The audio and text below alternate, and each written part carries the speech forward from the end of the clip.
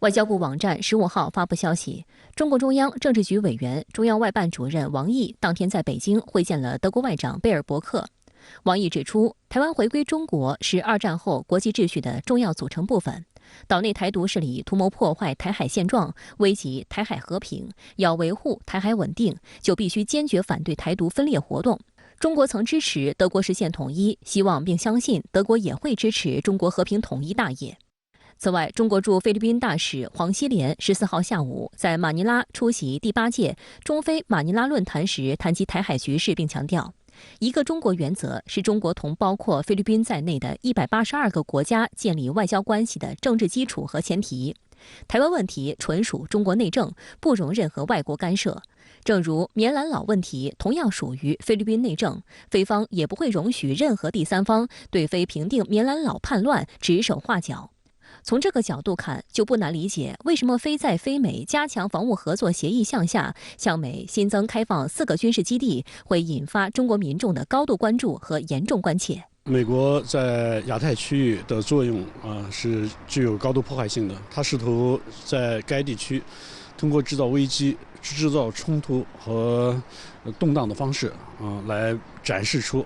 美国在该区域的所谓的首要的这种地位。这一点毫无疑问是对区内所有国家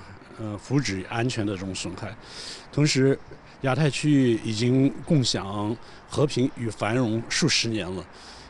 这样的一种得之不易的状况，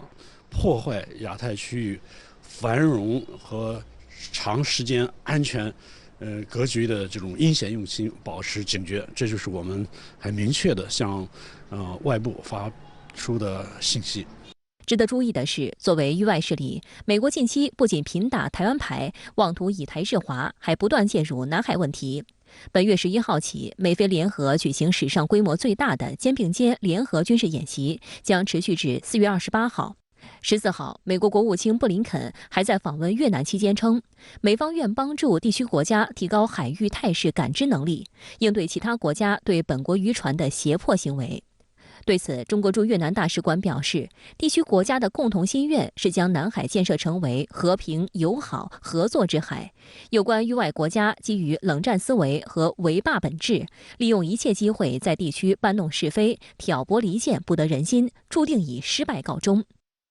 美德外长相继出访亚洲，主要是为出席16号在日本举行的7国集团外长会议。据日本广播协会报道，此次会议为期3天，内容与将在5月召开的7国集团峰会密切相关。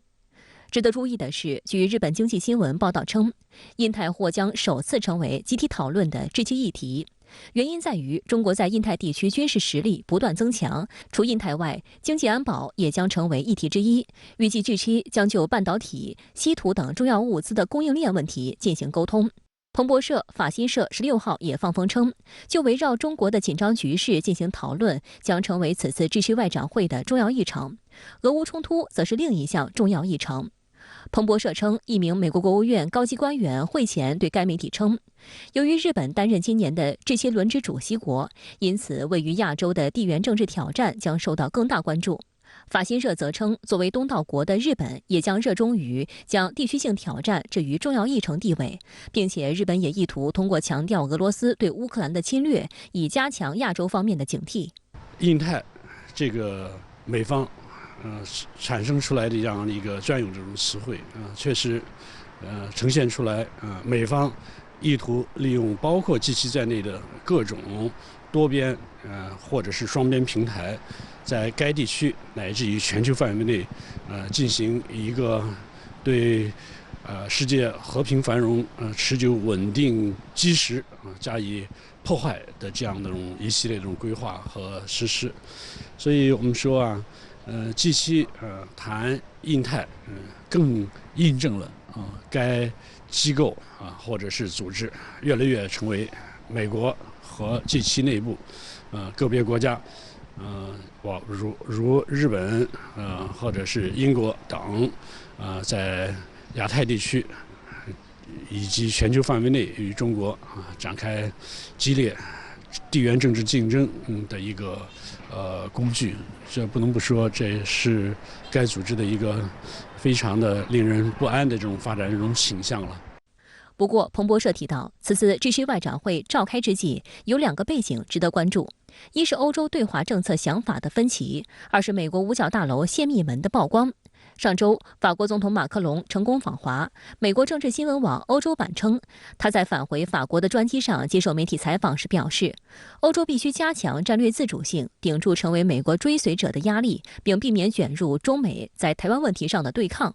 马克龙的相关表态获得许多欧洲主流媒体积极评价。我相信 G7 内部的分歧一定是会深刻的，而且会持久存在的。毕竟 G7 这国家对于亚太区域总体安全格局何处走，如何与中国进行这种交往，存在着比较严重的内部分歧。那些寻求战略自主国家，如德法等国的这样的一种主张，有助于在 G7 内部对美日等试图将该组织沿着与中国进行战略冲突和对仗方向走，形成一种有力的这样的一种约束和平衡。